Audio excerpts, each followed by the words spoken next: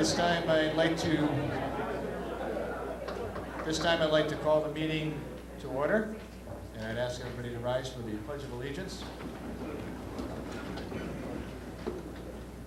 Tonight I'm going to ask Attorney Pinter to lead us in the pledge.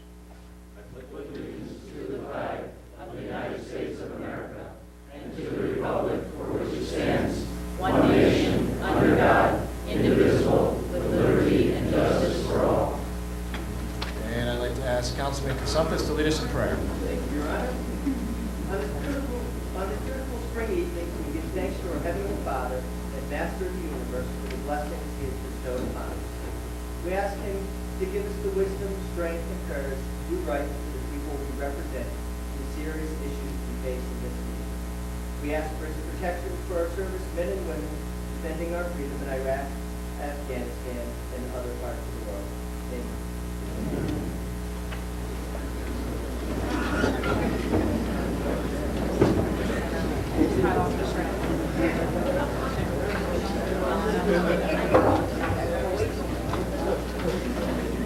At this time, will the clerk please call the roll? McMahon. Eckershaw. Johnson. Trombetta. Caltrino. Perkins. Visconti. Gianese. Esposito. Sadi. Cabo.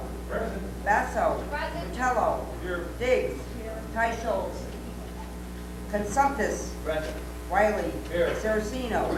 Seabury. Stanley. Tabersack.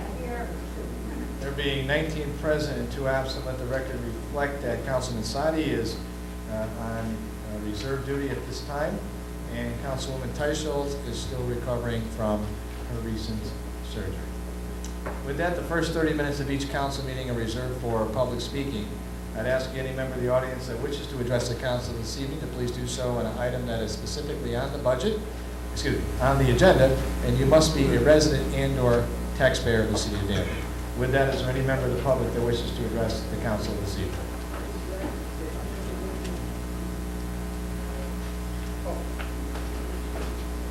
And if you please state your name and address for the record.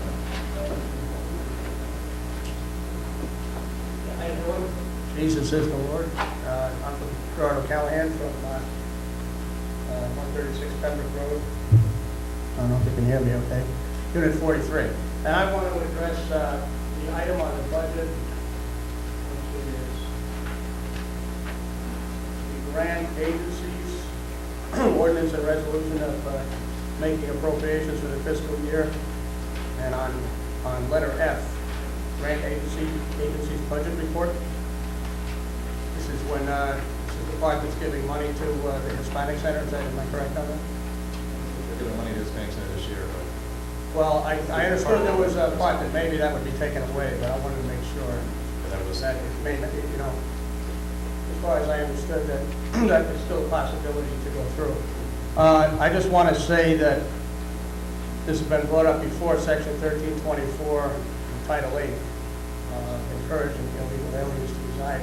I know one of the women that worked there has admitted to doing that. Her name was Amy Cintolo. My son, she's, excuse me, as I understand, she's not working there now. But I would like to make sure, as a citizen of Danbury, that this money does not get appropriated for that reason, or for the Hispanic Center for that matter, until they prove that they're not helping illegal aliens to reside. The law there, the idea in the law that says encourage aliens to reside, any of the money that goes to illegal aliens, and the city, if the city gives money towards that, you yourselves are also guilty of that violation, as far as I understand. Because you know, or you've heard in the paper, we have told you that they have admitted to doing that. So, I've tried to bring this up here before the city council and other areas about law enforcement, and I've been barred from this meeting. Some of you may know I entered a little pamphlet to get on the agenda in '05, and I've never been able to get on the agenda. But it's affecting every person that loses money in Danbury when an agency like that, a mission statement, whatever you want to call it, receives funding from the city of Danbury. Every time an illegal alien is helped along, that's there's some estimated 15 or 20,000 here in Danbury. And I myself have lost about 30% of depressed wages in the last 5 or 6 years. But every time, through an agency like that, through that mission, is helped, and the people are helped. That's one less hospital bed for residents of Danbury. That's one less job for regular residents of Danbury, including legal immigrants who are also losing jobs and getting depressed wages because of the illegal aliens that are being helped. So I want to make sure I drive home that point. We have lost park services, we have lost quality of life, there's housing lost. There's so much that is lost in this community because they are being encouraged to be here. And certainly, the same goes for, and maybe that's subject for another meeting, in law enforcement that has not been done. The fact that they are here all over the place.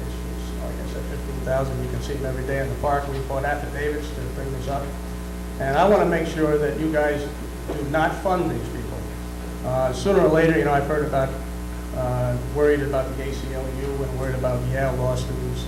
But I think it's about time you start worried about the citizens of Danbury, because we're the ones who have elected you, and you represent us. So remember, we can file lawsuits just like anyone else can. So I hope you don't fund that, and I'm certainly advised today to make sure that you don't.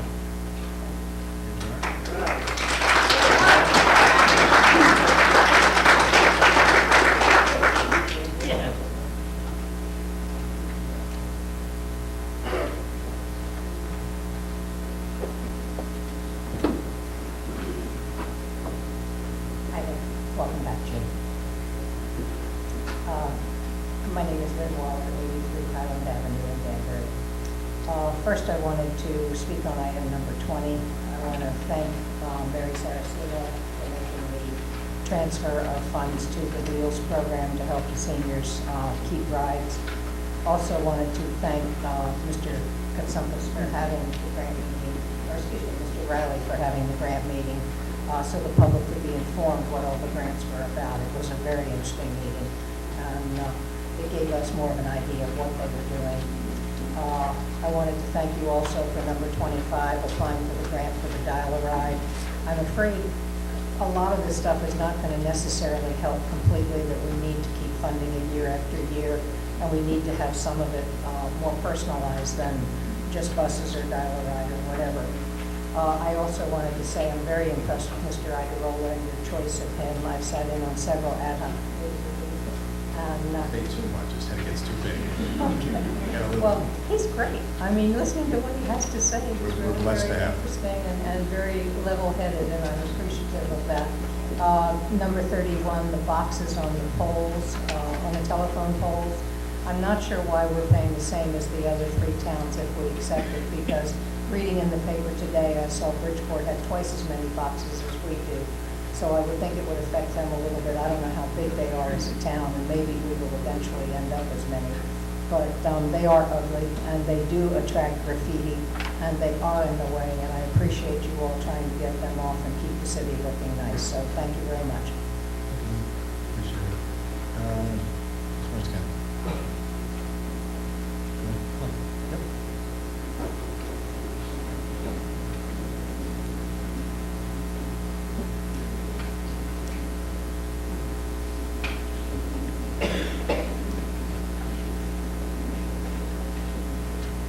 Good evening. My name is Elise Marciano, and I live at 179 Long Ridge Road. I want to address number 20, ordinance and resolution. Number C, the education budget. I'm asking you again to please stop funding the education increase all the time, because they're not doing the job that they should be doing. I don't want to see our tax dollars going to an education system that isn't working for every student, and it obviously isn't. The other thing I wanted to address was the grant agency's budget. In the paper yesterday was $30,000 for the Hispanic Center. It seems to me it's fairly easy for these agencies to get money from deep pocket corporations and foundations. Obviously, it is because this is proof of it. Why do we have to use taxpayer money to fund them when they can get the grants from deep pocket corporations and foundations? I really wish that we would get these items off the budget entirely and let them get their own funding. I'm not saying they're not doing a good job. I'm not saying they're not important. I am saying that I don't think this is a reason for taking my tax dollars and giving them to a charity that I don't particularly want to give to. And that's about the end of it. So I would really like to see this council be a little bit more responsible in how they're spending our tax dollars. Thank you.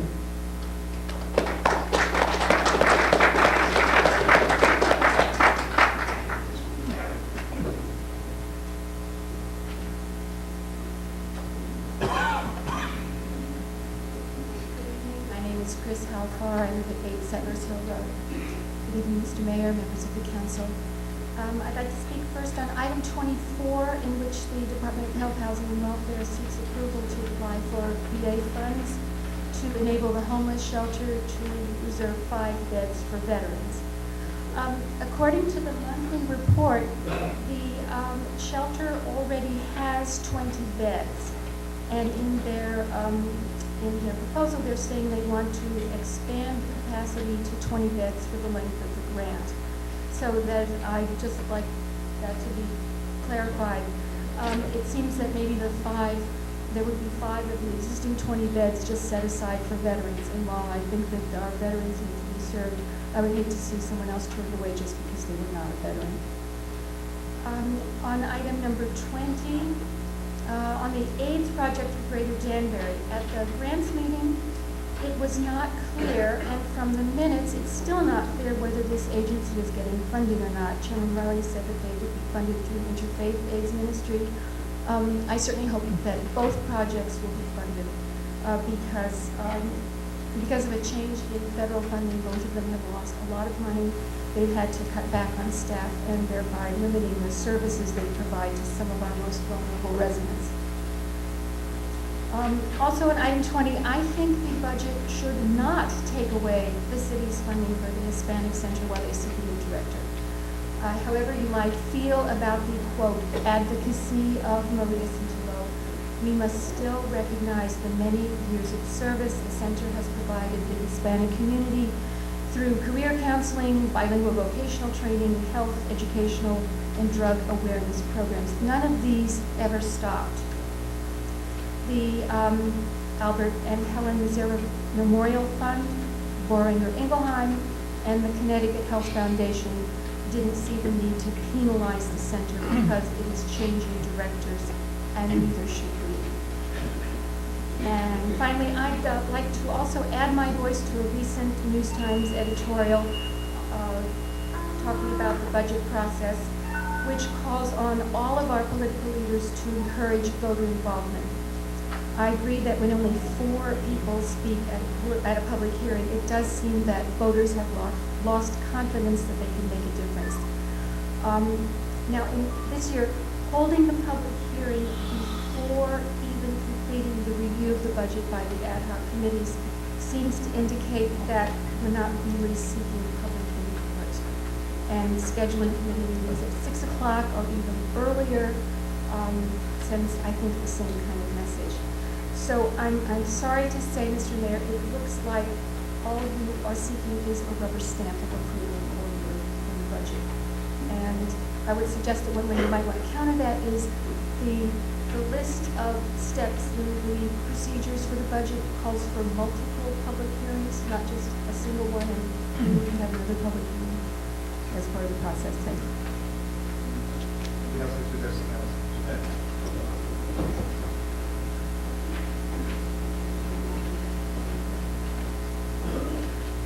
Mike Finn, I live at Judith Drive in Danbury. Here too, Mr. Mayor, Mr. President, ladies and gentlemen of the council. I'm here to request tonight that the funding or an appropriation and okay the funding on appropriation 424 on the budget veterans grant. They come from Washington, D.C. Yes, it's for 5 beds in the shelter. The shelter runs 15 beds a year from April to December. The other 5 were added on in extra cold weather, so people would have a place. We also opened up an overflow shelter, so no one would be out in the cold at that time. This month it's back to 15 beds. So the grant would do, enable us to continue with 20 beds, and also to be able to focus on the veterans who come back who are lost. A lot of guys who go over, come back, and go right back into the swing of things. But there are too many coming back. Years ago, we were drafted, went back to your job. We have a volunteer army. Most of these young men and women come back now, they didn't have a job. Now they're floating around wondering where they're going to go. How do they get trained? What happens? This would be an initial step to get them going. Some come back very depressed, very upset. This will be an initial step to get them into the system. It's amazing to me, and I've only been involved with it for about 9 months now, how many men and women come back and don't know where to go, don't know where to turn. And I don't know if that's because of the way they usher them out quickly, or they just are too depressed and they're not listening, or too hurt, or they need something, they were infected with something, any type of thing. So we get them over there, we can get them up to the Department of Labor, we get them to the Veterans Hospital, we get them out to the stand-downs that they have, and get them introduced into the Veterans backup system. And the 5 beds that they're proposing right now, realistically, is only the beginning. There's a lot of things that are coming out of the veterans, and I know our director who also is working on it very diligently, that we probably later on can have a bigger house and an apprenticeship program to get the men and women trained and out back making a living and giving themselves the feeling of accomplishment. I have the list here in front of me, and I think everyone got it, of all the homes, the partnerships of homes for veterans, the beds to veterans. They're all across the state. There's nothing here in the West Side. So I'd like to ask for a unanimous vote, please, tonight, to accept the petition, to go for the grant, so we can get started in helping these people. Thank you.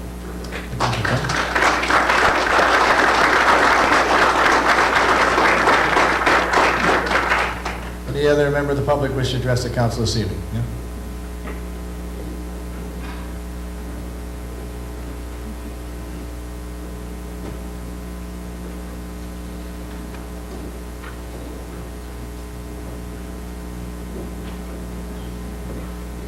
My name is Belinda Gardner. I reside at 24 Rowan Street, Danbury, Connecticut.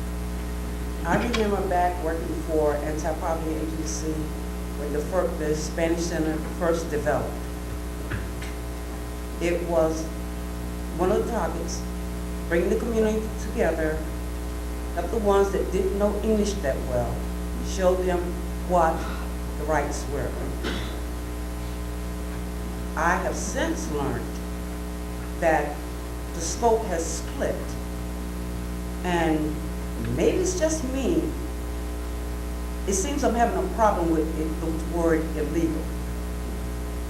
When you take taxpayer dollars and put it towards something, any type of illegal activity, that pretty much destroys the community. Because pretty soon you're going to have gang members coming up submitting proposals for funding. And I believe what is right is what is right. It's not that anyone is racist or biased or whatever. It is just that in our government and in policies, regulations, rules, the whole thing that everybody has to follow every day, we know what is right, what is wrong. We have a youth center in Danbury, Connecticut that is not targeting Afro-American kids, Caucasian kids, all kids. Where's the funding there? But we'd rather put money to someone that obviously is participating in an illegal activity. And that is how I feel. and I think I've talked to you before about it several times, but it make people feel like, what am I working for? You know, what about my kids' education? I have a grandson there. You know, what is his future going to be like? What, it would be better off if we join a gang, we submit a proposal, man, we get funded, we get our jackets. That's not cute to me. And it's not a way of a lot of American citizens, and to me it's like a rainbow. It's no color. A lot of people feel the same way. Illegal means illegal. And we need to recognize that, and the ones that can't, maybe need to get a dictionary and look it up. Thank you.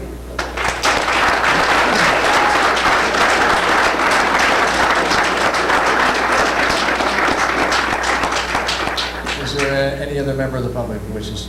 Mrs. Mitchell.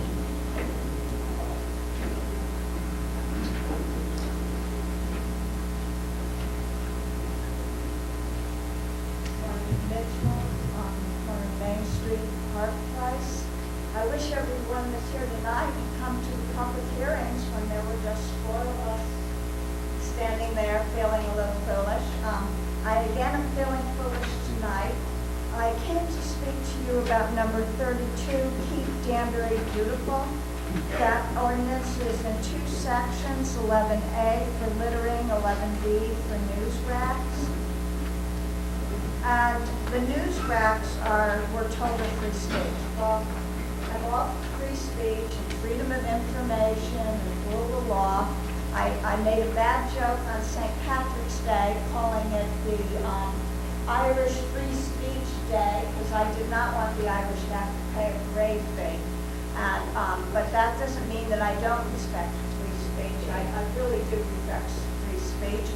But I sort of think putting a car ad box or a housing ad box or a singles box in front of my business on Main Street and telling me that you're doing that in the name of free speech is as big a Blarney Stone as what I did on St. Patrick's Day. It's very ironic to me that in section 11A, you tell me that I have to keep everything clean and tidy. And in section B, you bring in someone who has a potential source of litter that they're going to put in front of my location. I hope you will look at this more carefully. I wasn't able to get my husband to get it off of the website today. So I can't speak on it the way I'd like to, but I will be leaving town for 6 months. You will not have to listen to me. I will miss all your faces, and I'm very happy to see you back before I go. God bless you, James. Bye-bye.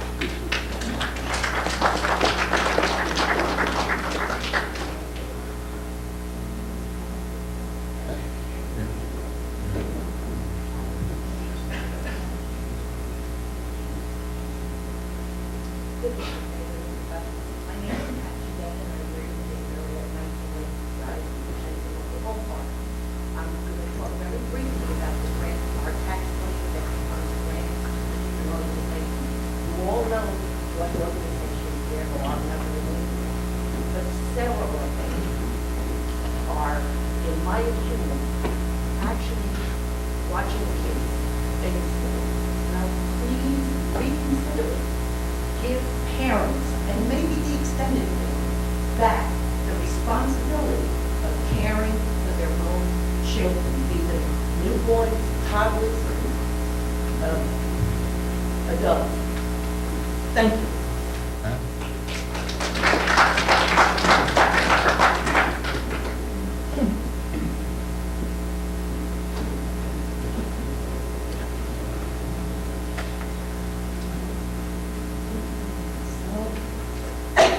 Sunny was asking for 31 Danbury, and I'm addressing item number 20, ordinance and resolutions, section F.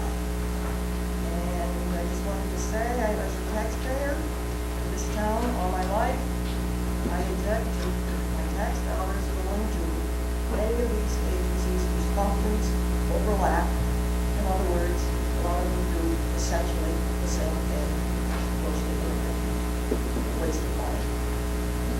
Also, on section C, education of the report, I object even more strongly to an automatic rubber stamping of grades every year for the education department. Out there in the real world, nobody gets the grades automatically, irrespective of job performance. And these people are no different from anyone else in this country. I do hope we give some serious consideration to this. Any other member of the public wish to address the council this evening? We got time for one more person. Seeing none, then we'll move on with the regularly scheduled meeting. First of all, I'd like to take a moment to welcome our city clerk back to work, Gina Talley.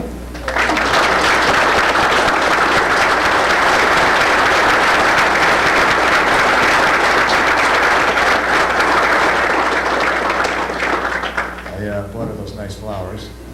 All right, I didn't buy the flowers. Gene, we're glad you're back, and we missed you, and it's good to have you here. And back to work, absolutely, Mr. Sheehan. We also have a couple of birthdays. Actually, tonight is Jim Johnson's birthday. He turns 76.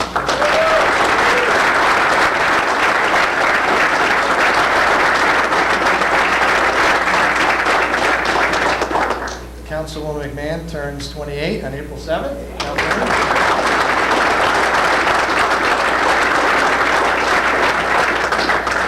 On April 29, 2007, it is Fred Visconti's 29th anniversary. So Freddie,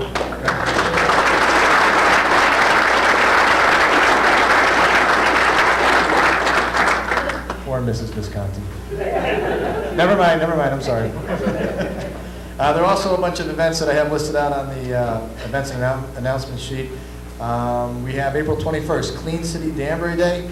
Anybody wishing to help out, we need volunteers for various sites. We give you a nice little vest. You get to guide people in and show them where to dump their bulky waste. Call Lisa in my office to get signed up to a specific site. I know in the past we've had a nice turnout from the council on that. April 19th is the 15th Small and Minority Business Showcase at WCSU. I'd like to see a nice attendance there. That goes from 10 a.m. to 7 p.m. Feel free to stop by and take a look at what's going on. In addition to that, you can, besides calling Mr. Henry, you can also call Councilman Jane Diggs, who has a lot of information on that particular event and has been working very hard on that event. Any other events that go on, you can always contact Wendy in my office and make a determination as to the best time to be able to go there. With that, Mr. President, the minutes, please. Thank you, Your Honor. At this time, I'd like to make a motion that we waive the reading of the minutes as all members have copies, and copies are on file in the city clerk's office. Motion made and seconded by Councilman Basso. Are there any deletions, corrections, additions, or changes to the minutes as presented? Seeing none, then I'll try your minds. All those in favor, please signify by saying aye. Aye. All opposed, signify by saying nay. Ayes have it. Motion carries unanimously. Madam Majority Leader, the consent calendar, please. Thank you, Your Honor. The consent calendar for April 3rd, 2007. 2, receive the communication and confirm the reappointment of Arnold E. Finaldi Jr. to the Planning Commission with a term to expire January 1st, 2010. 3, receive the communication and confirm the appointment of Patricia McCarthy to the Lake Kenosha Commission with a term to expire May 1st, 2008. 10, receive the communication, approve the transfer of $25,000 into the Fire Department Special Service Account number 2010.5052. 11, receive the communication, approve the temporary appointment of Anthony McLeod as consul. 13, receive the communication and confirm the appointment of Patrick Johnson to fill the vacancy in a position of alternate to the zoning board. 22, receive the communication and approve the resolution to authorize the City of Danbury to acquire utility easements from Interstate Business Center, LLC, and Danbury Acquisition Corporations, and to authorize the City of Danbury to enter an agreement with the Maybrook Railroad Company and the Housatonic Railroad Company Incorporated. 30, receive the report and approve the recommendation of the committee. 32, receive the report and approve the recommendation of the committee. Thank you, Your Honor. Thank you. What's your pleasure, Council? Councilman Shanisi? Thank you, Your Honor. I'd like to move items number 11, 17, and 32 from the consent calendar. Item 11. I think 17 was removed, is that right? And what was the other item? 32?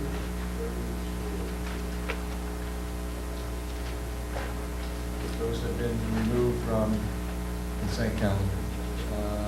Any other motions to remove items from the consent calendar? Ms. Stavrisek, you have your hand up. Did you get that covered? Yeah. Seeing, is there any other discussion related to the consent calendar? What's your pleasure, council?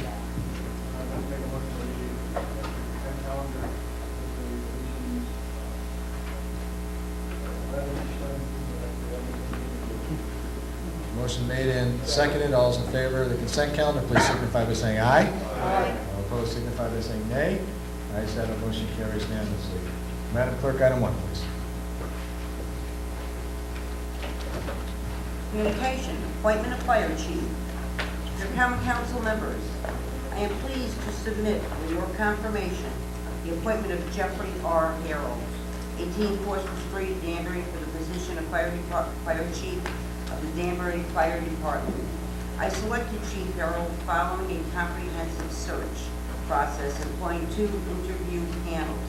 The first step of interviews included a panel of fire chiefs from around Connecticut.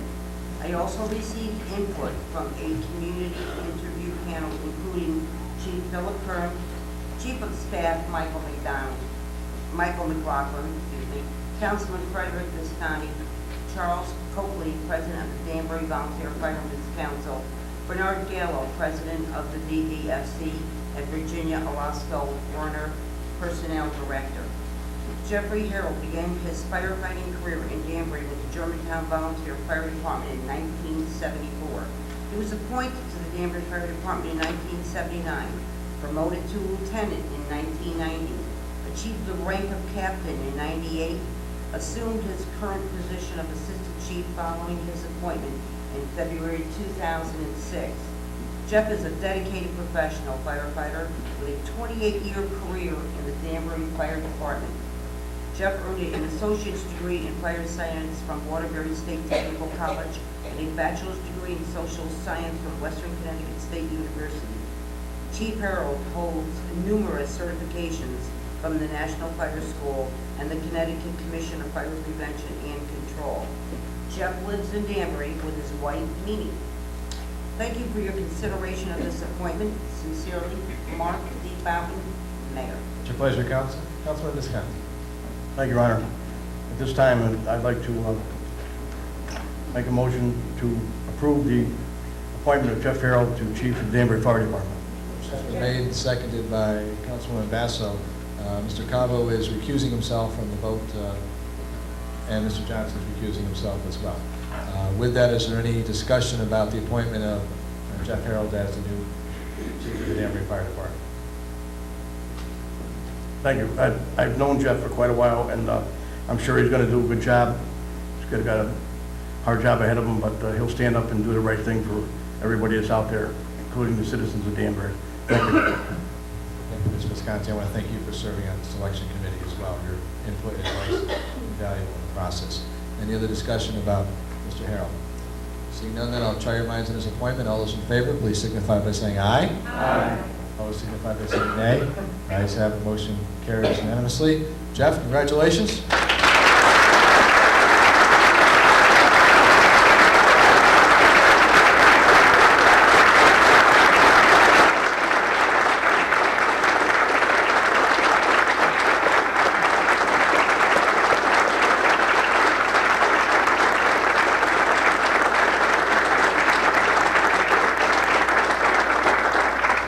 Jeff, I want to congratulate you. It was a long process. You consistently scored at the top of every possible test that we threw in front of you and did a great job in all the interviews. It's certainly a well-earned promotion, and I know that you'll do wonderful things for the Danbury Fire Department. I know how proud you are, and you expressed that to me over the last week or so, and we're here in the council and myself equally proud of all you do. If you could just introduce your wife for us, we appreciate it.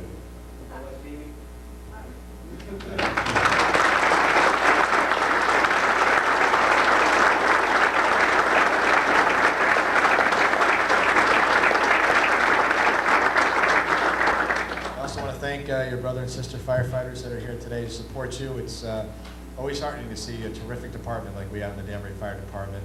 And of course, I want to thank Chief Curran for having that bridge for us to be able to go from Chief Szynski to Chief Harold. His commitment and compassion in this department are really unparalleled, and he's going to help us out a little while longer, easing the transition. And Phil and Maggie, I want to thank you guys for your support as we go forward as well. So, congratulations.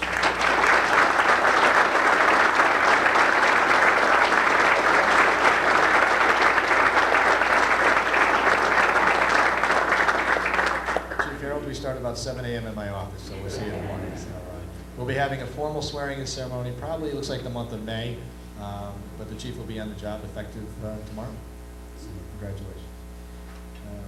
Item 2 and 3 were on consent. Madam Clerk, item 4, please. Communication, amendment to Code of Ordinances. Charles Ivins, authority for performing arts, alternates. It's your pleasure, Council. Thank you, Your Honor. I'd like to refer this to a public hearing. Seeing no objection, it is so ordered. Madam Clerk, item 5, please. Communication, request for ad hoc committee, Hallis Farm Market. It's your pleasure, Council. Councilman Trumbetta. Thank you, Your Honor. I'd like to receive the communication and refer this to an ad hoc committee consisting of the Public Works Department and also the Corporation Council. Ad hoc committee shall consist of the following: Councilwoman Basso, Councilwoman Stanley, and Councilman Esposito. Madam Clerk, item 6, please. Communication, donation to the police department. To members of the council, from Ellen D. Baker, Chief of Police. Subject request to accept donation. Permission is requested to accept a donation of $150 from Susan and Costas Neolakis. Neolakis family has requested that this donation be used for the department's child passenger safety program to purchase items that are necessary to run the fitting station. It's from Ellen D. Baker, Chief of Police. Thank you, Madam Clerk. What's your pleasure, Council? Councilman Johnson? Thank you, Your Honor. I'd move to receive the communication, accept the donation, and send the appropriate letter of thanks. Motion made, seconded by Councilman Shinichi. Any discussion about the donation? Seeing none, then I'll try your minds. All those in favor, please signify by saying aye. Aye. All opposed, signify by saying nay.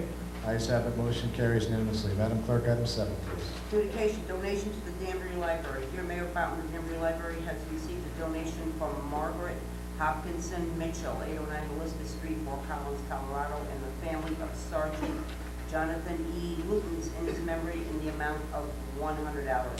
Please place this item on the agenda for the March Common Council meeting, as this donation needs to be deposited into the library fund. 4651 donation. Sincerely, Mark P. Escarl, Library Director. It's your pleasure, Council. Councilman Eggershaw.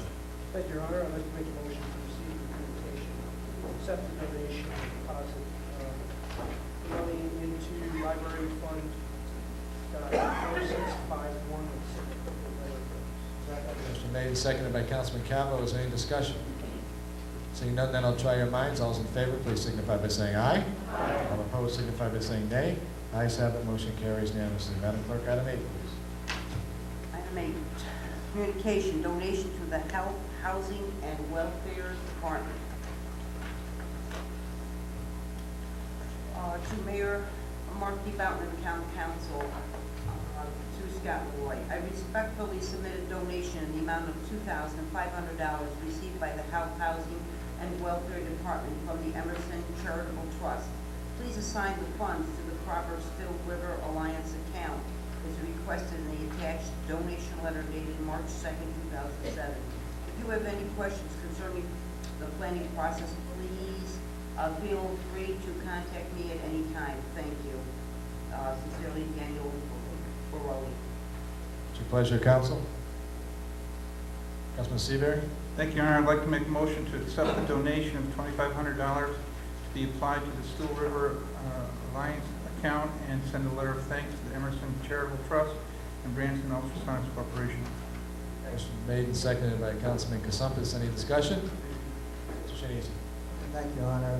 Again, through the chair, I got several questions, so I'm going to take them The first one, I guess, would be the Assistant Finance Director. Can you explain to us what the Still River Alliance account is? And what the balance is and who has authorization on that account?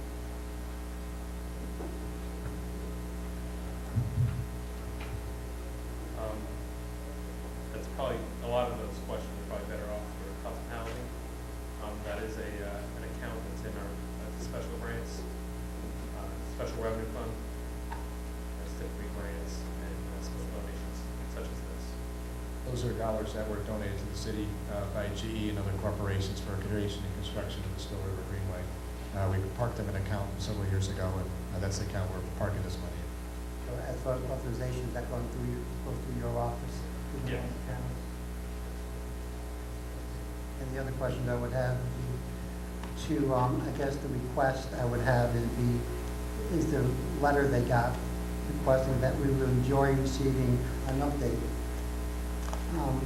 The person who handles that account, the normal updates go, I mean, this would be for health and housing, I guess.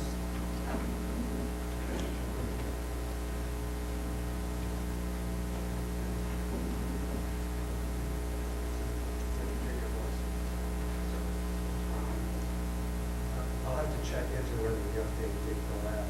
This is sort of a project of transition.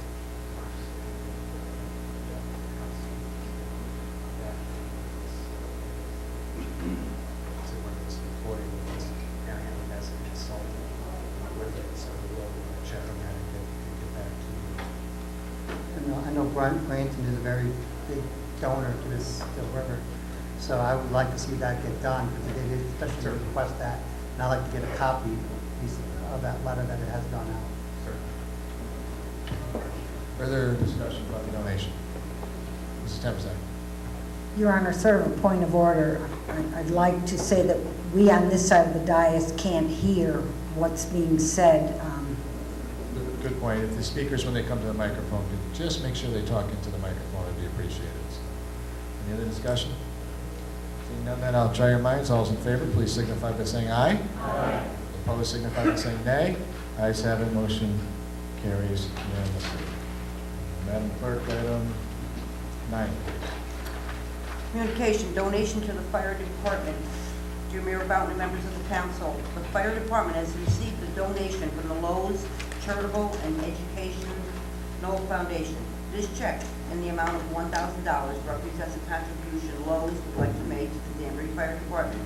I would ask that this generous donation be accepted at the March meeting of the town council, and the $1,000 be placed in the fire department line item 20105036, volunteer training overtime. If you require any additional information, please do not hesitate to contact me directly. Very truly yours, Philip B. Curran, Fire Chief. Pleasure, Council. Councilwoman Stanley. Thank you, Your Honor. I'd like to make a motion to receive the communication, accept the generous donation of $1,000 and deposit it in Fire Department line item 2010.5036 and send a letter of thanks. Motion made and seconded by Councilman Bass. Any discussion about the donation? Seeing none, then I'll try your minds. All those in favor, please signify by saying aye. Aye. All opposed, signify by saying nay. Ayes have it, motion carries unanimously. Item 10 was on consent. Madam Clerk, item 11, we'll do a read and vote. Communication, retention of special counsel, AT&T V Brad boxes. Dear Mayor and Council, as you may be aware, there has recently arisen an issue regarding the indiscriminate placement of large utility/telephone boxes upon telephone poles on streets within the city limits of Danbury. The placement and manner of placement of these boxes has resulted in some increasing concern about their size, location, hazard to traffic and pedestrians, encroachment upon property, and impact on curbs and sidewalk, and the placement location. This issue and these concerns have also been raised in Bridgeport and Stamford, and for the same reasons. While broad efforts have been made to try and resolve these issues, they have been largely unsuccessful, and this city, as well as the others, through the Public Works Department or equivalents continues to be gravely concerned about safety to the citizen because of these public intrusions. Danbury, Bridgeport, and Stamford have discussed jointly retaining special counsel Anthony McLeod to represent their interests in this matter directly to the State of Connecticut Department of Utility Control. The state division directly charged with utility control matters, including replacement of such utility devices. Bridgeport and Stamford have already formally retained Attorney McLeod through administrative process, as their charters do not require special permission of the legislative body. We do. Danbury Charter Section 6-4 permits the appointment of temporary counsel in special circumstances and where they deem it advisable to do so. In this case, and because Attorney McLeod has specialized in this kind of representation necessary in handling these kinds of matters before the DPUC, we feel it is not only advisable but beneficial to retain him on a temporary basis in order to represent Danbury as well. If the municipalities retain him jointly, it will also lessen the cost of doing so, as his fee will be split evenly among the cities. As the first order of business, Attorney McLeod will petition the DPUC for an expedited hearing and a declaratory ruling on AT&T's right to place these VRAD boxes and the extent to which DPUC should regulate and monitor broadcast and future placement. At this point, we do not know for what length of time Mr. McLeod will be retained, but do not anticipate a long-term commitment for this matter. Obviously, we will plan to keep you apprised of developments in this case.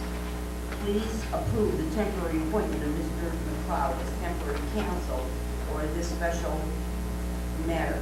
A brief bio sketch of Attorney McLeod is attached here too. Thank you for your consideration of this matter. Please do not hesitate to contact us with questions. Very truly yours, Robert J.M., Corporation Counsel. What's your pleasure, counsel? Counsel? Thank you, Your Honor. At this time, I'd like to make a motion that we receive the communication and appoint Anthony McLeod as temporary counsel for the city of Danbury. Motion made and seconded by Councilman Basso. It's awful quick on the draw tonight. Discussion. Mr. Cheney. Thank you, Your Honor. I'd like to send this to an ad hoc committee with representative of the Corporation Counsel, Public Works Director, and Assistant Finance Director as well. Mr. Agrawal, is this a time-sensitive matter? Mr. Mayor, if I can plead to you and Common Council, I have almost 30 pending applications, or notifications, I should say. We want to get them to an application process. So it is time sensitive. I would plead with you to bring this council forward so we can move ahead. I've done an extensive amount of work, including the law department, in trying to find the right attorney to move forward on this special DPUC case. So whatever you can do tonight, I would really appreciate it. Okay. We actually have a motion to refer to ad hoc. I just want to give Mr. Sheedy, you sure you want to send it to ad hoc? Okay. Ad hoc committees? Yes. Mr. Pinter? I can't stress to you enough the urgency that you approve this tonight, because Attorney McLeod has already begun to move forward on behalf of the other towns, the other cities, Bridgeport and Stamford. This has come pretty far along, and if you don't approve Attorney McLeod's representation, Danbury will not be able to actively join this litigation starting tomorrow. There's already been a pre-filing, but we've been putting them off in the sense because we need your approval to move forward to have a counsel represent us. He's already prepared and submitted a petition again on behalf of the other two township cities for an expedited hearing, which means there'll be field inspections shortly and a hearing very shortly. So if you decline to approve this tonight, Danbury will probably not be able to go again. Okay, we'll refer to ad hoc committee. I'll just tell the council to be prepared for a special meeting on Thursday night to address this issue at a special council meeting. Mr. Sheedy? Your Honor, again, I am prepared to rescind that motion as long as we get some feedback from the Corporation Counsel as far as what their special counsel is going to do, how much it's going to cost the city, and what can, again, the city expect in return for hiring such a counsel. Attorney McLeod specializes in this kind of work. He's specialized in representing municipalities and other clients before the PUC, public hearing down there. He's also represented interests of the state in different departments in the past. He has lengthy experience in utility and public utility control. He has offered to represent the 3 municipalities for $150 an hour. This will be split among the municipalities. It does not include any filing fees or other fees that may come along. We don't expect that these fees would be exorbitant. We would advise you if there's any significant change in that kind of compensation. Attorney McLeod, was recommended to our office by council, by Bridgeport City Council, Corporation Council. They've used him before, becomes highly recommended. I've had conversations with Attorney McLeod. He's a highly compelling attorney with broad experience in this area. And what he will do for Danbury, Bridgeport, and Stamford is bring a collaborative, collective action on behalf of the municipalities in front of the DPUC to ask the Public Utilities Commission to review all of the box placements in these 3 municipalities and ask the commission to do field and site inspections and visits, to review the boxes that have already been placed, to review the boxes that are present and under consideration for placement, and to review the boxes that will be placed. This requires convincing and petitioning the DPUC to review all documentation related to the placements and activities which AT&T has undertaken to place the boxes in this community. So it would be a broad-based request to the DPUC to review AT&T's actions in Danbury and the municipalities. Mr. Pinter, let me just, to sort of help allay some of the concerns, I think that, I can't speak for Mr. Shinisi, but I think where he's driving at, if you anticipate unanticipated legal expenses related to this, certainly you would notify the council. You wouldn't go expend the money before we actually talk to council, if it in turn comes to that. Can you fund this particular work out of your current, which you've been currently appropriated in your budget? Yes, this will be funded out of one of our line items, and there are resources in there to do that. Not an unusual situation. There have been occasions in the past where because there's such great benefit to retain someone who has a normal specialty like this, there's a benefit to us to do this. And that's why the charter says we can, with your approval, in special circumstances. So, Mr. Shinisi.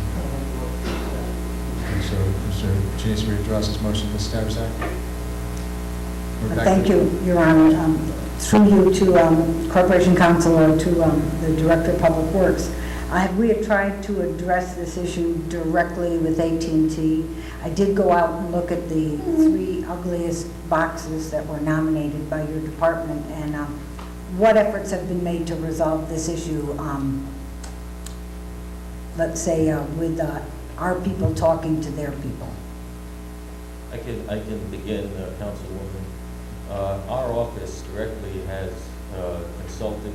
visited with, actually done a field inspection or 2 with counsel for AT&T. Broad efforts again to ask them why they placed the boxes in certain areas, when the boxes were placed, what kind of authority that AT&T felt it had to place the boxes in the locations that it had. Attorney Gottschalk specifically spent a lot of time with Attorney Morera of AT&T to try to come to some understanding about these boxes. And there were some benefits to that. However, then it was discovered that the other 2 municipalities were having similar problems. In addition, there were boxes that were already on the way, if you will, to be placed without sufficient consideration for the municipality's concerns, our concerns, as well as the other 2, regarding safety risks, location risks, and in fact the considerations of adjoining neighbors, residents who also had problems. And Public Works Director Maya Girola personally dealt with some of those, and I know that his concerns are extending far to the line. Did you want to just address that, Mr. Girola? Anything to add? Or? I've been dealing with this AT&T issue in my previous employment with the city of Stamford. We did make some headway, but there seems to be a drastic change in the business structure for AT&T, where they're actually blitzing the installation of these boxes throughout these cities. We did have a very heated discussion in our engineering conference room where Corporation Counsel basically terminated the meeting because discussions got so heated. It has taken hours of my time and my staff's time to investigate these complaints. We're getting calls from residents. We've been reviewing the notifications only to find that the boxes have already been installed. Even after we received the notification, it just came to a head to where we just felt we were hopeless in this, and we had to really take it up to the next step, which was really file a case with the Department of Public Utilities, who has really sole authority over this AT&T, which is a public utility. Mrs. Darvasek, further discussion? Yes, thank you, Your Honor. Through you to Antonio. Has AT&T refused to relocate some of the obstructive boxes and to place them in areas with buffers like shrubs where they can get easements? Have they refused to be cooperative on this issue? We've had, through council, we've had some promises of a potential relocation of probably the 3 boxes that we've given for you to look at.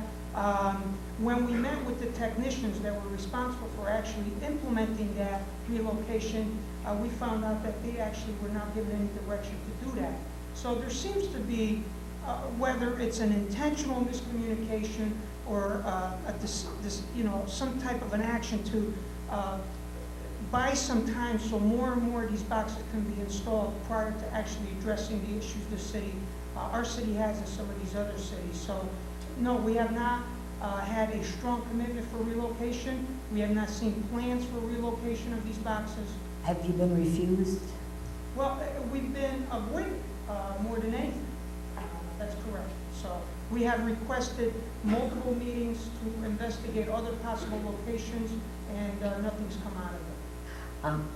Thank you very much. Your Honor, I guess my problem with this is that I'd like to see people pick up the phone and try to resolve issues like this, engineer to engineer, public works to public works, and avoid the kind of adversarial thing that you get into here with attorney to attorney. And I know that right now, for instance, AT&T is installing these VRAD boxes because they want to compete with Comcast. They want to give all of you cheaper television, and they need the big boxes, but they're doing it at Barclay Commons on East Haystown Road, where they have easements. And none of those VRAD boxes are objectionable at all. They're all surrounded by shrubs.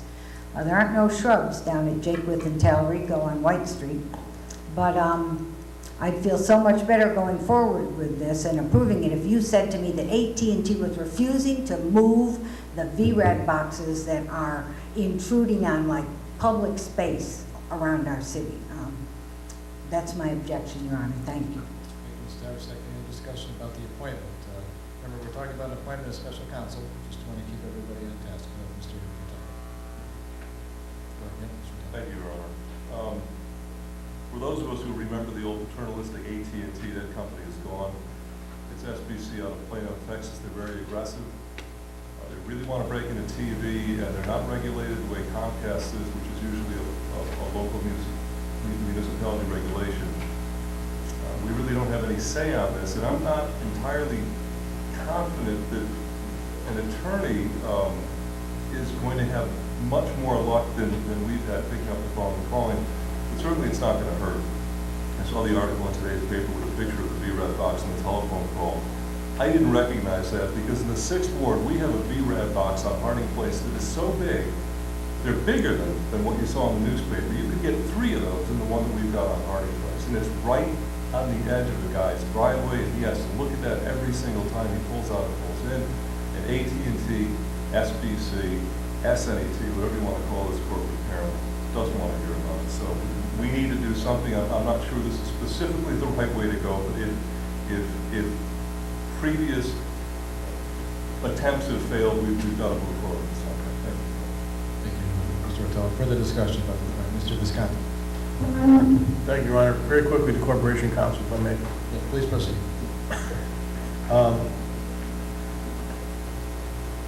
We've heard a lot about Attorney McLeod and his background and so on. Has he faced something like this in the past? What is his track record? I guess is what I'd like to know, if he has one for this type of a case. I can't say exactly what his one loss record is, but I can tell you that he has testimonials from the other two municipal attorneys, and both of these attorneys are good review. And he's highly regarded. His resume is impressive.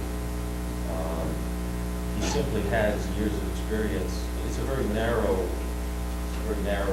area of expertise, and he has that kind of experience. It is a very specialized area. Again, I know there's some concern, but we would come to you and ask for special counsel unless we thought it was necessary. And if I could put a quick positive note on this, that what this process will allow everyone to come out with in the end is an understanding of what the statutes and the regulations allow for the placement of this kind of utility box. Some of these statutes related to, in the old days, related to telegraphs, and telephone poles, things like that. This will allow people to know what can be done, and that's tremendous. One quick follow-up for that.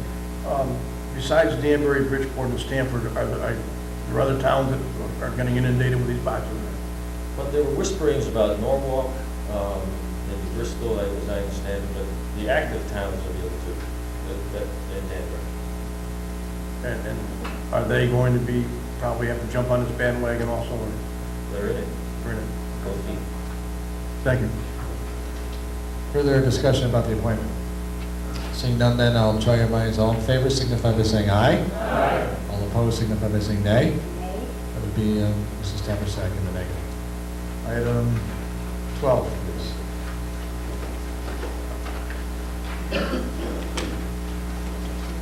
Item 12, communication, voting machines.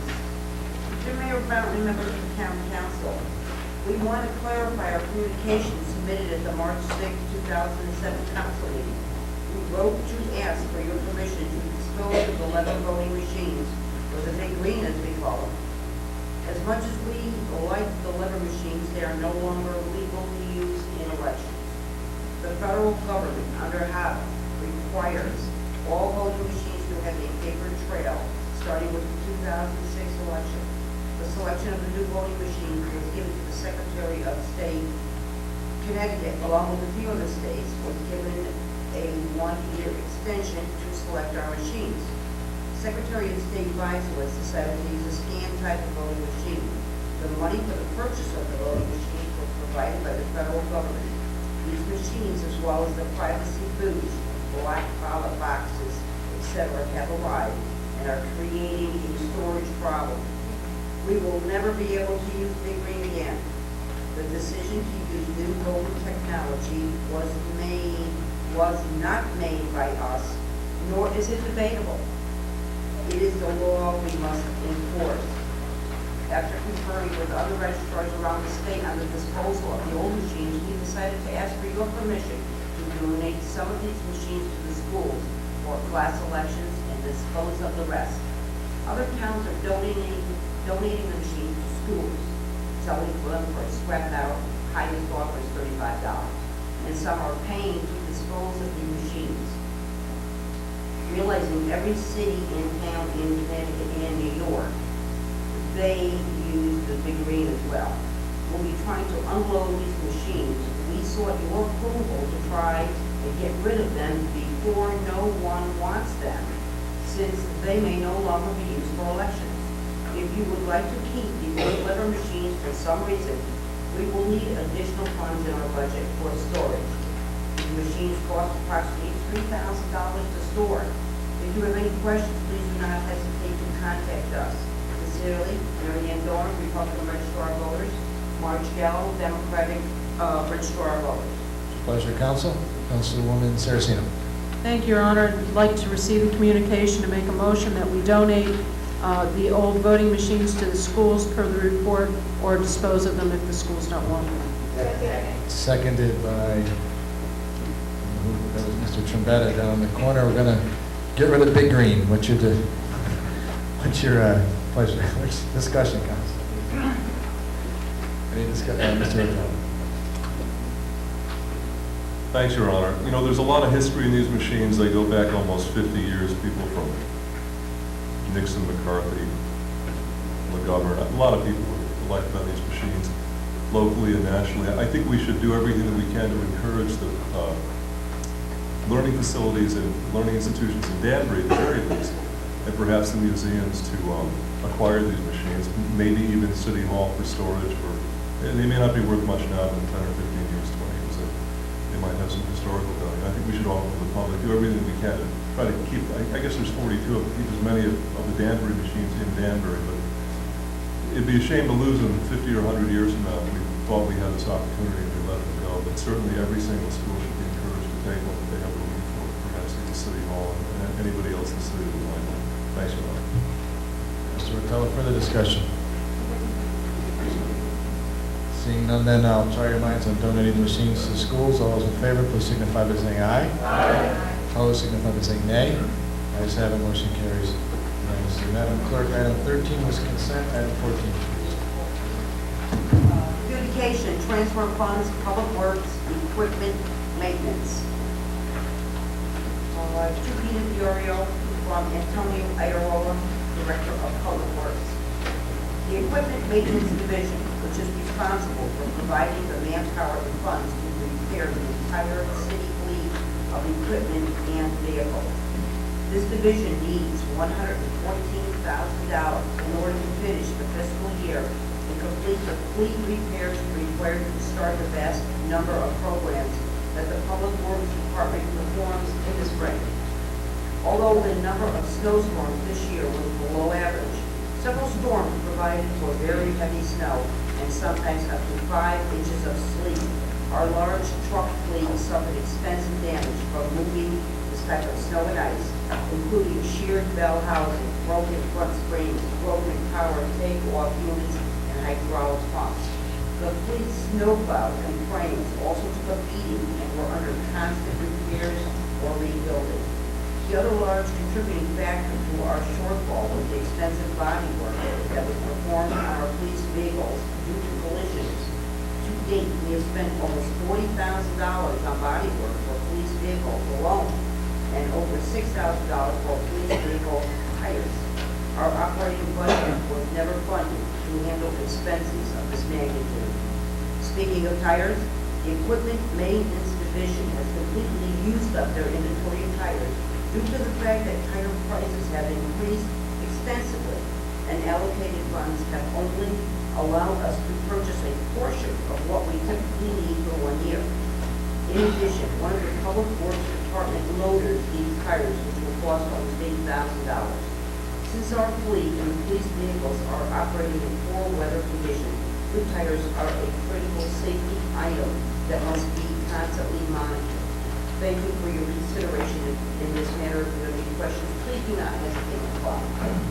Pleasure, council. Councilman Hagerstown. Thank you, Your Honor. I'd like to make a motion to receive the communication and approve the transfer of $114,000 from the contingency fund to the Public Works line item 3020.5507.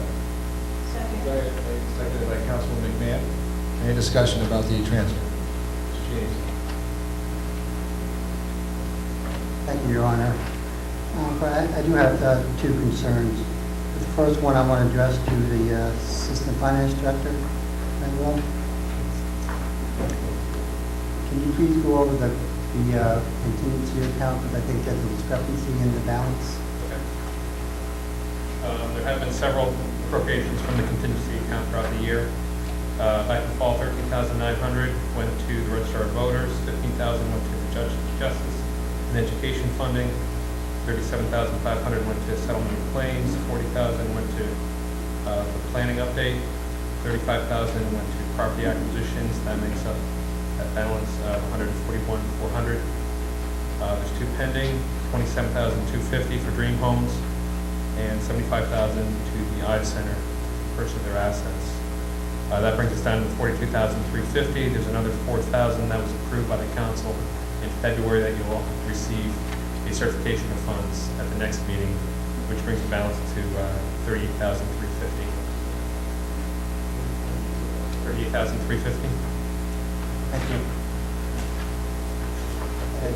I have my questions. This is really to Chief Baker.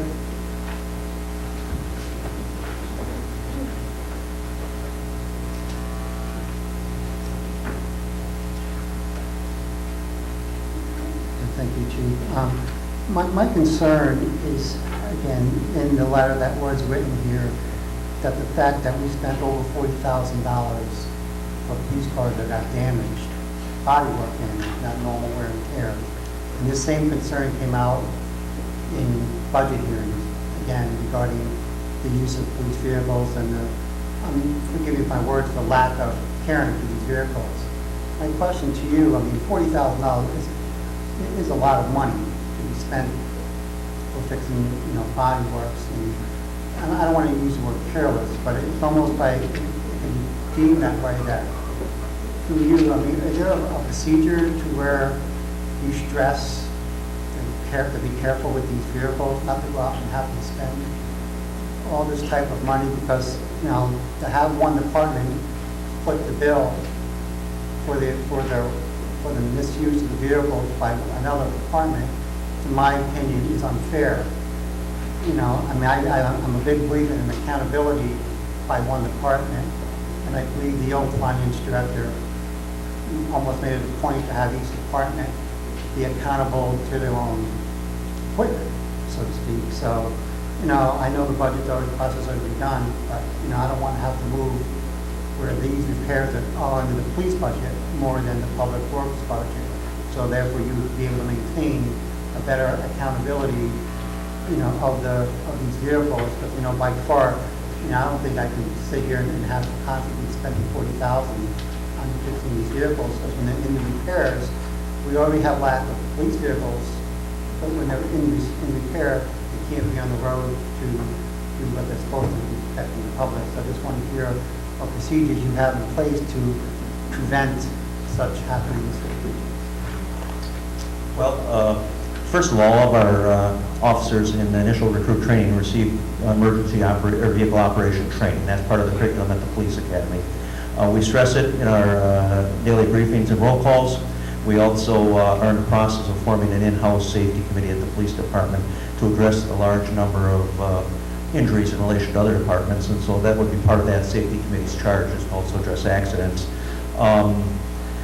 I guess that in response to what you're saying, yes, we are having more accidents of late than we had in the past, but we also have a lot more police officers on the road.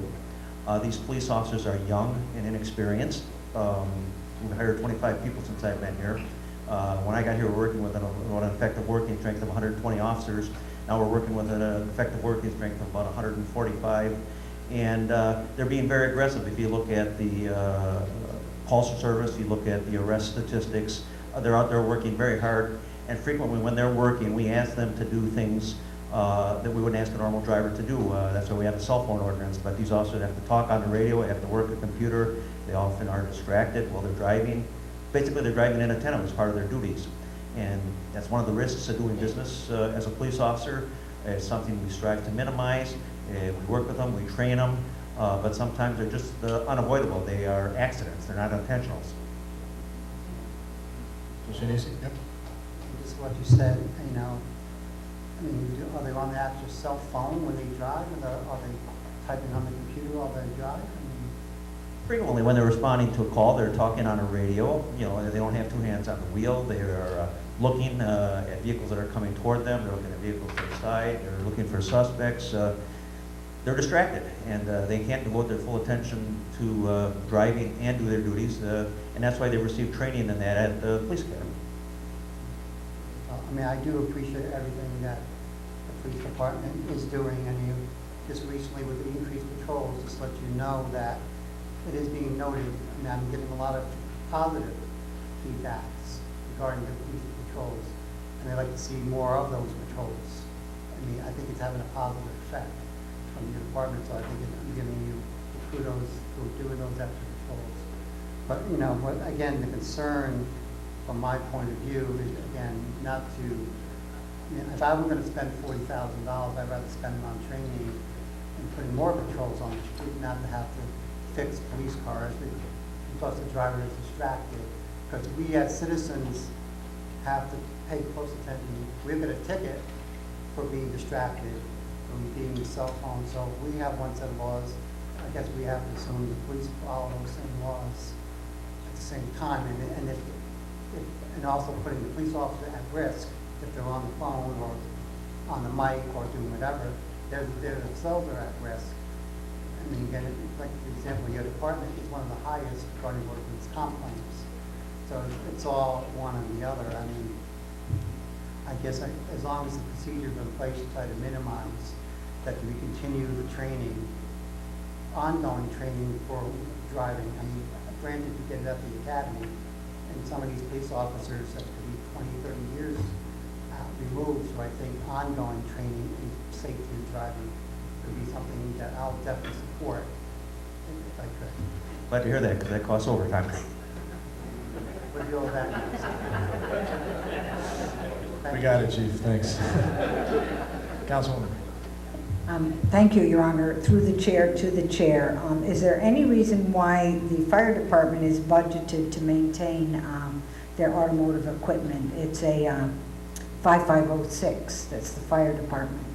I'm sure they drive just as badly when there's an emergency as the police do, and yet that same account number, 5506, isn't in our police department, and it seems like we're giving them second shift, or we're saying, oh, you can get a free ride on Antonio's budget, you know.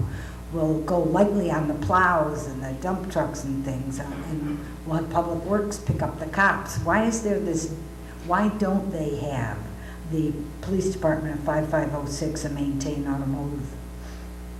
Your Honor. There was a question in there? To you, yes. My main understanding is a couple reasons. One, the fire department apparatus requires specialized training and certifications to be able to service. Extremely complicated equipment. Generally, that equipment has specialized parts that are ordered and a specialized maintenance program that goes with that to protect the safety of the firefighters who are rushing out on a 40-ton piece of equipment to a fire.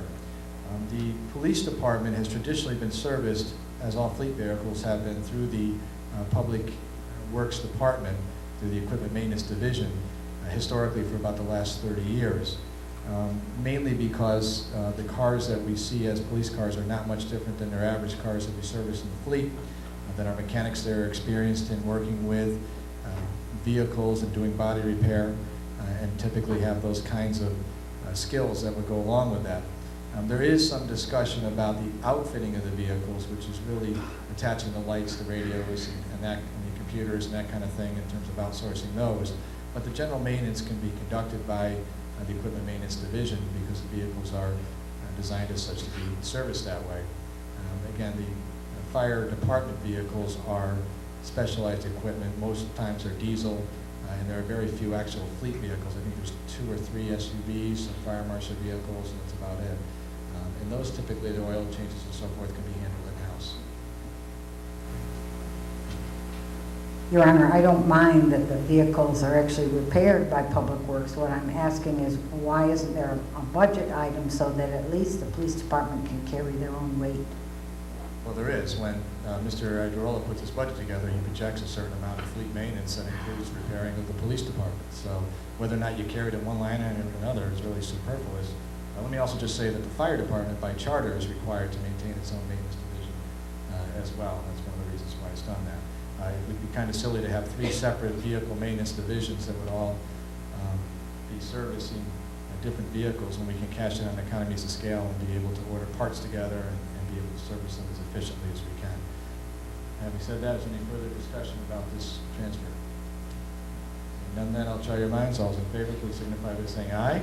Aye. All opposed, signify by saying nay. Ayes have it, motion carries unanimously. Madam Clerk, item 15, please. Communication request for funds, public buildings. To Mark Fountain, Vietnam Council from Dean of the Area Director of Nightmare.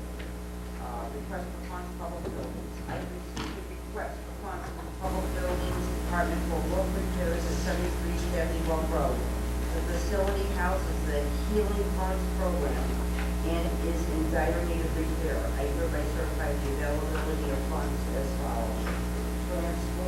Transfer from the Employment Health and Life Insurance to Employee Group Insurance, $9,100. Transfer to Public Buildings, Maintenance, Buildings, and Structures, $9,100. It's your pleasure, Councilman Basso. Yes, Your Honor, I'd like to receive the communication and approve the transfer of $9,100 from line item 8006-5233, Employee Health and Life Insurance, content to Employee Group Insurance, to line item 1340-5502, Public Buildings, Maintenance, Building, and Structure. Thank you. This has been made and seconded by Mr. Johnson. Before we ask discussion, Mr. Agrola wants to mention something. Mr. Mayor, council members, I just was recently notified that Healing Hearts will be able to actually fund this repair on their own. There was some discussion, a little bit of a debate on whose responsibility it was, and the roof was getting into a situation where it needed to be replaced immediately. What I would ask you tonight is, I have many needs for many public buildings. If you do proceed with this transfer into this line item, I will use it to repair other public buildings. If you choose not to do that, the roof will be repaired by the Healing Hearts, and we should be all set. Thank you. Further discussion, Mr. Rotella. Thanks, Your Honor. In light of that, is there any negative to taking this out of somebody's health insurance policy? We're not taking out anybody's health insurance. These are lapsed health insurance funds for employees, for example, positions that we haven't filled or in the process of filling. So we're not taking any money away from it. It's spare funds. It's lapsed funds in that account, yes. It has no effect on existing? No, absolutely not. Thanks. Further discussion? Seeing none, then I'll try your minds on the transfer. All those in favor, please signify by saying aye. Aye. Opposed, signify by saying nay. Ayes have it, motion carries unanimously. Madam Clerk, item 16, please. Communication, certification of funds, Charles Ives. To Mayor Marky Fountain and the council from Dean of the Area. Now that the ordinance for the Ives Authority for the Performing Arts is in effect and a new board is in place, the next step is for the new board to purchase the assets from the old organization. As you may recall, the proposal indicated that the new authority would purchase the assets from the old organization for $75,000. Therefore, I hereby certify the availability of $75,000 to be transferred into the following line item: 70075334. Ives Authority for the Performing Arts, $75,000. The appropriation will come from the city's contingency account. The status of the contingency account is as follows: budgeted contingency $400,000, appropriations to date $141,400, pending request $27,250. This request $75,000. Balance in contingency $156,350. Thank you. It's your pleasure, Council. Councilman Callen. Your Honor, this time I'd like to make a motion to receive the correspondence and to approve the transfer of the $75,000 from the contingency account to the Ives Authority for Performing Arts in order to buy the assets of the old board. Motion made and seconded by Councilman Kasankas. Discussion. Mr. Shanice. Thank you, Your Honor. Again, based on what was at the last couple of agenda items before, I just want to make it for the record that the balance in the contingency account is $4,000 less. So that should be $152,360 instead of revenue. That's correct. We're waiting a pending certification of the Civil War line. Thank you, Mr. Shades. Mrs. Tavrzak.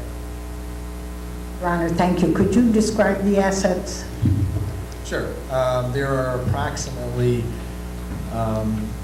based on the valuation that was recently done, the assets are valued at around $180,000 to $200,000. There are approximately close to 2,000 chairs. There are a database of about 30,000 customers. There is various equipment, lights, cables, wiring, all the things necessary for putting on a particular event. There's also a series of small buildings that are fully equipped with the equipment necessary for running the organization. In addition to that, there is the website, which we will purchase, the authority will be purchasing their URL, their address. And again, the total valuation of the last discussion we had was around $180,000. Any further discussion? Mr. Seabury. Thank you, Your Honor. Just out of curiosity, the balance of the contingency is $156,000 approximately. Is there anything on the horizon that we can anticipate dropping this any further? No, we actually, it's not 150,000. It's it's about. That's why I said approximately. Yeah, no, it's about 32,000 because this certification by Ms. Diorio was written before the other request for funding came in. So you have about 32,000 left in contingency. I would say to you that it's very difficult to anticipate any future expenditures. I will say that I know AIDS Project Greater Danbury came up earlier. I've had a meeting with Roberta Stewart. We're going to be looking for some funding, some bridge funding to get them over their hump of the challenges they're facing with all the federal cuts. There's also discussion about trying to get AIDS Project Greater Danbury and AIDS to work together and try to cash in on some economies of scale. So it's possible you may see more requests coming up to June 30th, but we're through, knock on wood, it's winter, hopefully, and anything beyond this will have to come to you. Obviously, there's a big appropriation later in the agenda, but we're pulling that out of fund balance. So at this point, it's difficult to say. I don't anticipate any future. Further discussion? Seeing none, then I'll try your minds on the appropriation. All those in favor signify by saying aye. Aye. Opposed signify by saying nay. Can the nays just raise your hands, please? Mr. Visconti and Mr. Perkins. Madam Clerk, item 17, please. 17, communication appropriation of fund balance, police department. We have from Dan Garrett, Assistant Director of Finance. Police department is in need of additional $340,000 funding for overtime salaries. There are three factors that have created this need. One, the reorganization plan recently approved requires payment increases for lieutenants and captains' overtime pay. Two, the overtime due to the December crime spree of robberies. Three, training of new officers of the police academy and on the job. With the approved reorganization, it is expected that overtime will return to the budgeted level. We respectfully request that the common council approve an appropriation of $340,000 for the general fund's unappropriated fund balance to police overtime salaries, account 205030. Thank you, Madam Clerk. What's your pleasure, Council? Councilman Calvo? Thank you, Your Honor. At this time, I'd like to make a motion that we receive the communication and approve the transfer of $340,000 from the general fund into line item 2000.5030, police overtime salary. Motion made and seconded by Mr. Riley. Is there any discussion? Let's start with Mr. Sheeney. Thank you, Your Honor. I guess it'd be my comment to be for the Chief Baker. Chief?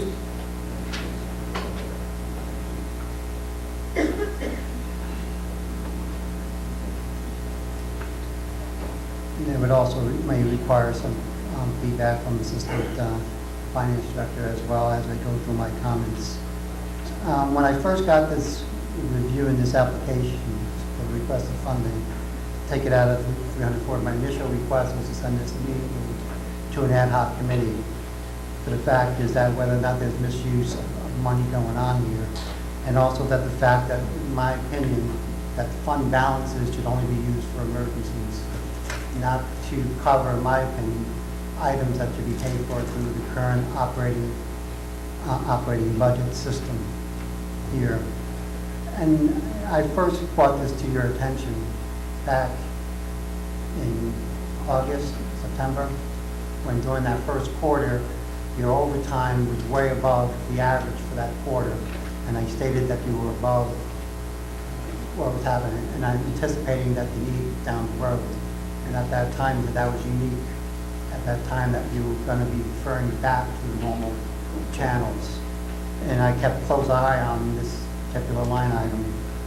And when it came to the second quarter, it was starting to creep up, and now we're here today, and you're asking for $340,000, which is more than 25% of the original request that we budgeted for $900,000. When I looked at the reports that you've given us, your crime reports, that actually crime was down, given the two in 2005, 2006. And then now I look in this report, 2007, yes, robbery has jumped up, but I think that could be in the normal course of the time frame. So I guess my concern would be, and I know I discussed it with the mayor earlier today regarding fund balances and how the importance of maintaining a healthy fund balance, and that we should not be robbing from the fund balance. And so I'm addressing to you, to, not any downplay this. Why did this have to come to this amount? I mean, how did we get to this point to where we're so far over for overtime, and that during the budget process that we would be such far off our goals? And what, I know you gave those three reasons, but there has to be other than that we got to this point. So I'm just going to refer to you on suggestions, or where you can enlighten us to, for why you need $340,000. Well, first of all, we made some changes to the organization in terms of our command structure about a year ago, and then started negotiations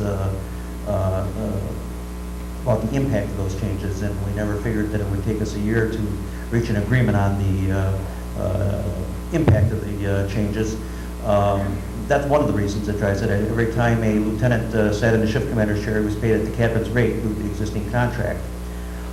We have a high amount of injury time. We have a high amount of sick time within the police department. And by contract, when somebody calls out injured or somebody calls out sick, we have to fill that position with overtime. We've done a lot of training this year. Besides training 25 new officers, we've trained everybody on personal protective equipment. We've trained them on the National Incident Management System. We've trained them on the use of TASER. We've recertified them on the use of TASER. So we've done a lot of training. We had 4 homicides last year. Unfortunately, these don't occur during business hours, and they're resource drains. They take a lot of overtime to just do the initial investigation, much less if there's detailed follow-up that needs to be done. But I guess the bigger problem is that, I've got a report in my office 20, 25 years ago that said we were understaffed by 25 officers. Report proposed civilianizing certain positions within the police department, and 20, 25 years ago, nobody ever acted on those.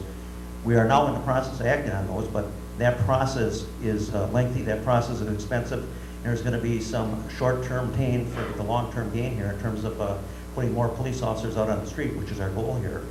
And so I don't think we've wasted the money, and we're addressing, I think, some longer-term issues that haven't been addressed within the police department for a long time. And follow up with Chief Baker. Again, what can the city as a whole expect from the $340,000 that we, I guess, apparently will be approving this evening? I mentioned before the increased patrols would be very positive impact, especially from the outskirts of town. I know people tend to realize that all police patrols tend to be within downtown, and they love to see them more toward the outskirts, especially in my ward, up on Spruce Mountain, Olympic, up in those areas, where patrols up there are rarely seen, or on Ashley Court in those areas there. Jensen Trailer Park, those are areas where patrols are light. So by giving this 340, would that be something that the city can expect more patrols because there's more money available, where you can better budget, better manage? Or that's just to pay past overtime dollars that has already been spent? That will bring us through the end of the fiscal year in terms of keeping us on the positive side of the ledger. But, you know, as part of this reorganization, we've increased the minimum number of officers that are required on the road on a shift. So there will be increased patrols over time. There will be increased presence in the entertainment district. There will be increased presence in the downtown area. We've had increased presence in the housing authority properties. The police officers down there have been working very hard. And like I said, the numbers for the current report reflect the increased enforcement activity, the increased calls for service, the increased accident level. There's been an increase in activity in the police department. Further discussion, Ms. Taverside. Chief Baker, what's your overtime request for this budget, and is it enough? I believe, I don't have those numbers in front of me, it was like 1.1 million. Yes, that's right. Is it enough, or is it suppressed? I think that we should be able to live within that. We're certainly going to try, because we're going to have more officers. You know, we won't have 10 officers in the police academy next year. Thank you. Your Honor, a question through you to the Assistant Finance Director. Could we have the fund balance with this transfer? If this transfer is approved, And the budget is approved? yes, the fund balance ending this year would be just over $23 million. All right, our budget book says it's 16,577,755 for 2007, 2008. The fund balance, Yeah. okay, that's 0708? Yep. Okay. Does that include this amount? That does not include this amount? I can do the math. Thank you. Well, let me just interject in there that projected fund balance makes the assumption that we use what we're saying we're going to use out of the budget for the operating budget. In the past 3 years, we've appropriated money out of fund balance, but have not had to use it. This year will be another year where we probably will not eat up the $3 million out of fund balance that we projected we were going to have to use, because we've had a very strong revenue. We're starting to see a real turnaround in revenues, meaning that we may only eat up $500,000 of our initial appropriation. So what does that mean? It means that when we conduct the audit this coming year, you very well could see a fund balance in the order of magnitude of $25 or $26 million, not $23 million. But our numbers in the budget have to make the assumption that we're going to use every nickel of fund balance, because we can never really predict how revenues will come in. Let me also just say, that when I took office in 2001, fund balance was $5.5 million. I'm pretty proud of the fact that it's at $23 million right now, as we said. Further discussion? Mr. Cheney. Again, I just want to give another a comment to the matter as well. And I do, like I said before, the fund balance didn't double from 11 million to 23 million, which is a very healthy city. But I just wanted to basically say again is that, you know, what we did this evening in the past requests, we had a contingency account that was almost $400,000, and we spent it on something other than public safety. And I think this council needed to take a look at that in future requests, that public safety should always come first. And in my opinion, that this request should have come out of the contingency fund first. Before we fund equipment maintenance, before we fund the Eye Center, and the other thing that was read off by the Assistant Finance Director. And again, we need to take a hard look before we pull things out of fund balance. You know, and that's why we have a contingency for that purpose, not to be giving out free requests as we go down the year. Not unprecedented, Council, to take money from fund balance. In years past, during heavy snowstorms, heavy snow seasons, we've appropriated as much as $1 million out of fund balance. Further discussion? Seeing none, then I'll try your minds. All those in favor, please signify by saying aye. Aye. Opposed, signify by saying nay. Ayes have it, motion carries unanimously. Madam Clerk, item 18, please. Communication, request for sewer and water, Route 37/Stacy Road. What's your pleasure, council? Councilman McMahon? Thank you, Your Honor. I'd like to refer this to an ad hoc committee with Director, Public Works, and a report from the planning. Ad hoc committee shall consist of the following: Councilman Johnson, Councilman Trombetta, and Councilman Sadi. Madam Clerk, item 19, please. Communication, estate of Harry R. Hunt, 9 Blackberry Road. What's your pleasure, council? Councilman Riley? Thank you, Your Honor. I'd like to make a motion to send item 19 to an ad hoc committee, including tax assessor, corporation counsel, Department of Public Works, and Assistant Director of Finance. Ad hoc committee shall consist of the following: Councilman Calandrino, Councilman Negrishet, and Councilman Perkins. At this time, council, we are going to stand down for a quick 5-minute recess. Don't get lost, because we've got to run a roll here.